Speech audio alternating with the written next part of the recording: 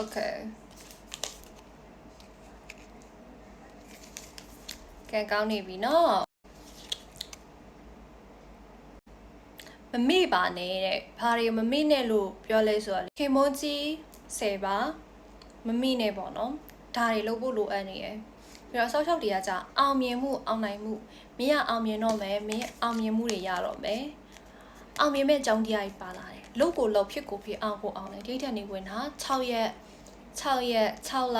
6ပတ်အတွင်းမှာအချိုးထူးမယ်ဆိုတော့ပေါ်ပြရပေါ့နော်အကျိုးထူတော့မဲ့အရာရနေပြီးတော့ငွေရလည်းပဲဒီမှာရှစ်ကနန်းပေါ့နော်ရှစ်ကနန်းတွေဝင်လိမ့်မယ်နော်ဝင်ငွေကောင်းရလိမ့်မယ်အဲ့တော့အောင်မြင်မယ်ဝင်ငွေကောင်းရမယ်အလုပ်အတွက်စီစဉ်ထားရအထမြောက်မယ်ဒီမှာကျမဒီဟောကနေမှာရှိနေနှာကောင်းနှမျက်တွေစောက်ရှောက်တွေပူပိတ်တွေပေါ့နော်မေရော်တွေပြောတဲ့အတိုင်းပါပြီးတော့ဒီမှာ nice sock cap အခြေဆိုလည်းပဲကိုယ်စစ်မှန်တဲ့သူကိုနားမှာရှိလာနေပေါ့နော်ဖေရ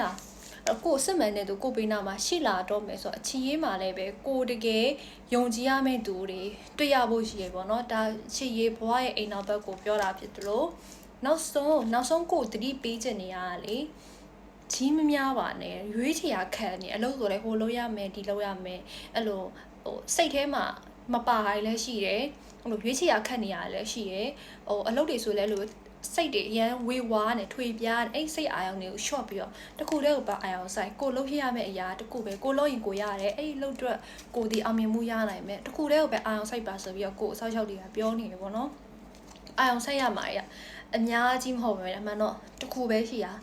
အာရုံဆိုင်မှာဘာအောင်အာရုံဆိုင်မှာလဲမိသားစုဒီကကြည့်မှာလားချစ်ရတဲ့သူဒီကကြည့်မှာလို့မဟုတ်စေလို့ဆိုရင်လက်ရှိကိုပိုင်လုံးမှာလားသူများလုံးမှာလားအဲ့လိုပဲအာရုံဆိုင်ဖို့ကိုပဲအထူးကပြောနေပါတယ်ကဲဆိုတော့ဒီဗီဒီယိုနေရတော့ဒီလောက်ပါပဲရှင်